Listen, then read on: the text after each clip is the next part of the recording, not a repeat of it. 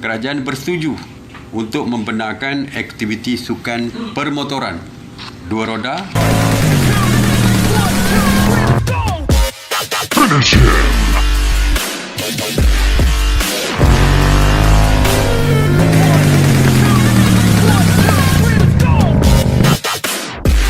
Finish him.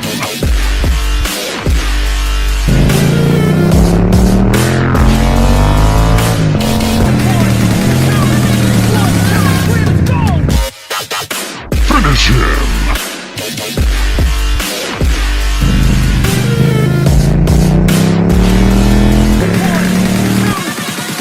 Finish him. Oh my God! Wow!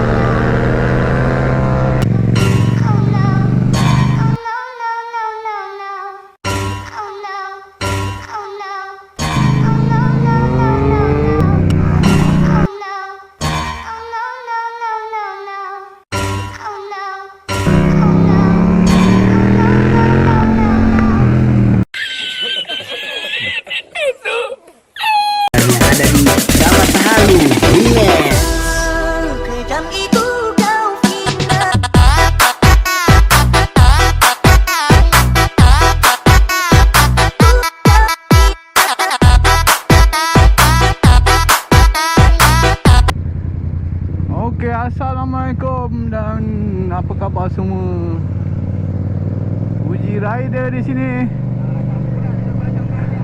Di hadapan kita adalah SUZUKI pemandu lori part time. Okey, kami berada di Elite Speedway. Walaupun di musim PKP, latihan sukan pemotoran telah dibenarkan, maka berleluasalah kami di sini. Alhamdulillah, ada juga tempat untuk menampiaskan nafsu.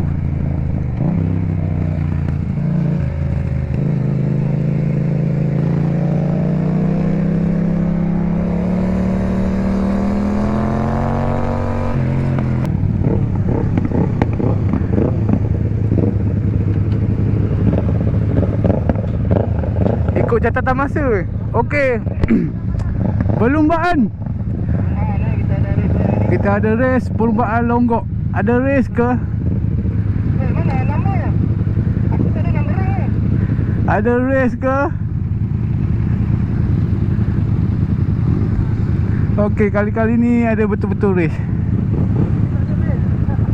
Okey, nama dia race berhubung lah. Ada race guys.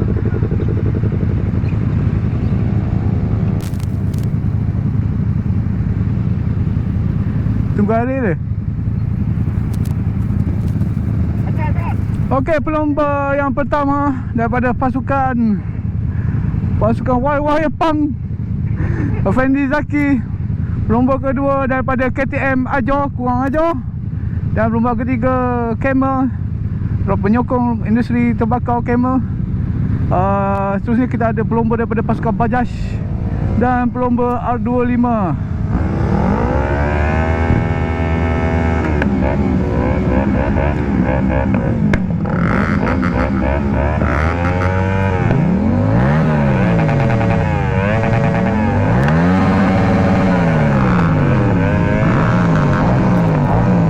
kita ada pelomba Gas pedal, gas pedal, gas pedal, gas pedal, gas pedal. And you already know me.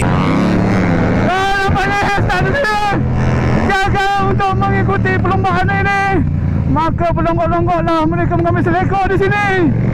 Di hadapan saya SUZUKI dan Suzuki.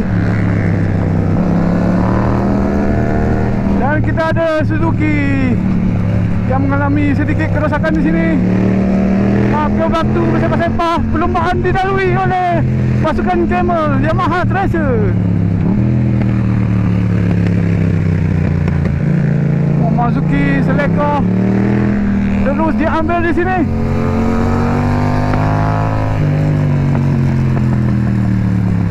Oh, nampaknya G-Force ini terasa tekanannya di sini.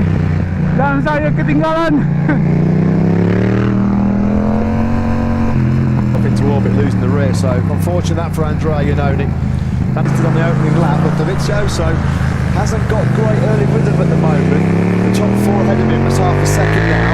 Jack Miller here is in third place, the Aussie, but he's being hunted down by the world champion, eating down on Andrea Dovizioso. That's a battle we've seen plenty of times before. He gets into the slipstream now. Further. Yeah, Vinales did not get the start he wanted. He's got an awful lot of work to do to repeat that Phillip Island heroics. 7th place on the grid for the second year in a row here in Malaysia. He's finally up into the podium places after what, just 2 for him. Valentino Rossi it is though, that still leads this one from Zarco. Now Marquez is going to try some fault, of course, with that medium rear tyre on. The 3 in front of him at this stage of the race in theory should have the slightly better grip. Marquez, Zarco, Rossi. Miller will be hoping that that tyre comes really to him in the second half of the race. the way past Alvaro Bautista at the moment, but cannot.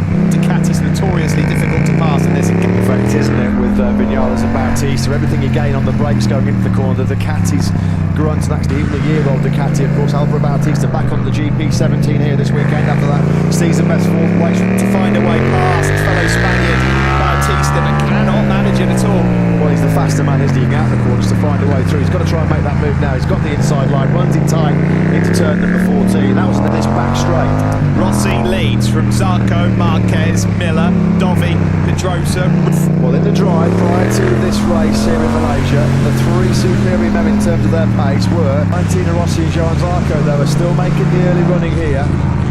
Manfred Vinales has got so much work now. Rossi, who's got into a really good early running.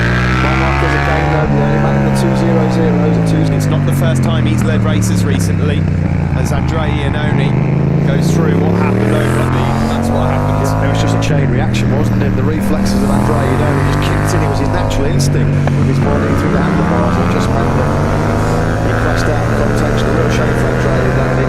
He's almost 4 seconds off the pace at the moment, or the lead pace set by Rossi. On board here with the flying crash over at turn 1. Marquez will be aware as well if he pounces on Zarco. 14 we go. It's the same order at the front.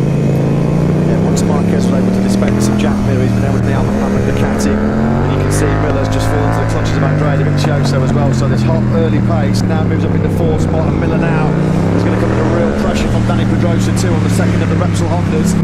Carl Abraham's coming into the pits to retire. Steve on the angle on the Eto Ducati. He was really beaten up yesterday. Now whether he's got some kind of mechanical problem or whether it's just his battered and bruised body that's ruled him out. But Carl Abraham, confirmation on your screen there. Rossi it is that leads. It's just under 4/10 now. I haven't seen Carl Abraham come into the pits. His box, the angle on the Eto Ducati garage, is dead opposite our commentary box. Despite a bit of a slow start to this race, Andrea Dovizioso so to the Frenchman Johan Zarco. Vinales has got another Ducati problem now because having fought it a second out of him immediately in 1 lap, Petrucci.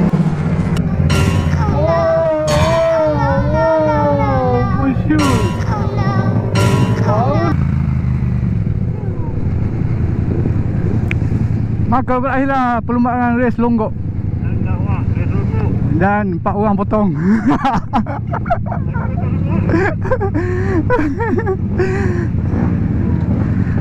Puas.